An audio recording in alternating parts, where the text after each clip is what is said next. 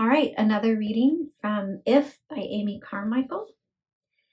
If I have not the patience of my Savior with souls who grow slowly, if I know little of travail, a sharp and painful thing, till Christ be fully formed in them, then I know nothing of Calvary love.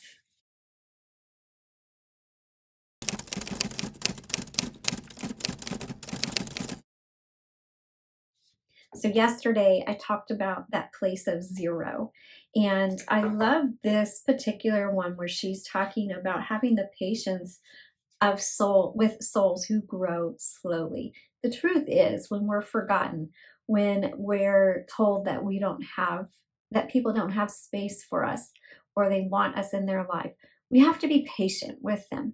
We have to give them permission to have that boundary, just as you and I want permission to be able to say no to others. There's some people, for whatever reason, whether it's based on our own hurts or things that need to be healed in us, or there's something in them that we're like, I just don't want to be around that. We need to have that permission to say no, and we don't have to explain ourselves. So we have to give people that same grace and mercy and permission to grant that same space.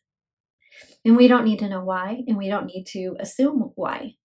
We just need to give them the space to grow and to do what it is they need to do. There was somebody that I admired greatly, and just incredibly talented woman, and like in every way. And I admired her from afar, and then I was able to meet her, and I was like, she's everything that I want for myself. She's able to do the things that I would love to do.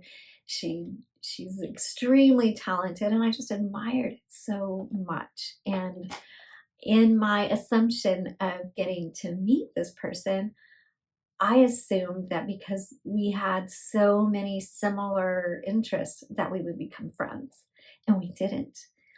We're acquaintances, and friendly acquaintances, but we're not friends. And that really hurt. It was very clear that she was putting a very big boundary around her when it came to myself. She met other people at the same time, and she welcomed them into her arms, into her inner circle. And I didn't understand why I wasn't. And that, again, it was that lesson of that place of zero. But then that lesson went on, and I just felt God was really touching me and speaking to me and saying, look, give other people the grace that you want.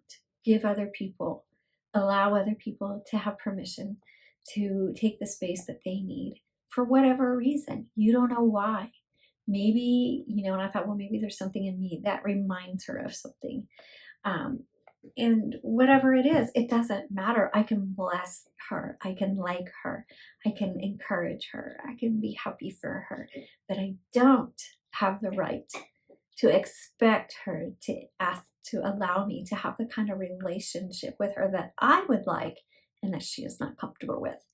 And in releasing this person and giving them that grace and mercy to have that space, I was able to give that to myself and be able to, without feeling guilty, because that is me. I always felt shamed and guilted into like I was obligated to have certain people in my life. And that obligation for allowing people access to me has created a lot of pain and a lot of regret in my life. And it came from that I felt obligated that that the Christian thing to do was give people full access to me and to submit to their demands of what they wanted from me. And I could not say no to people. And in this instance, I was able to learn to say, you know what? It's okay if I don't want you in my life, and I don't have to explain myself. And I don't have to hate you, and I don't have to wish ill for you. I can love you, and I can appreciate all you are, but I can also set a boundary and say, this is as far as it goes. This is what I am comfortable with. You don't have to say it that way, or anyway, we have ways of establishing those boundaries, just as this woman had a way of without words and without being cruel or unkind in any way. I just knew that there was a boundary there, in that she was not comfortable allowing me past that. And so we have ways of just saying, hang on, this is as far as I'm comfortable. And unfortunately, it took me 50 years to get to that point of being okay. I'm not a mean witch because I am saying no to people. And it's still hard sometimes, but I'm getting better at it. It's saying, I wish all the best for you, but this is what I'm comfortable with. But then also not pushing myself into people either. So it's just a process of growing. And so I just want to remind you, because I'm running into this more and more, where people are offended.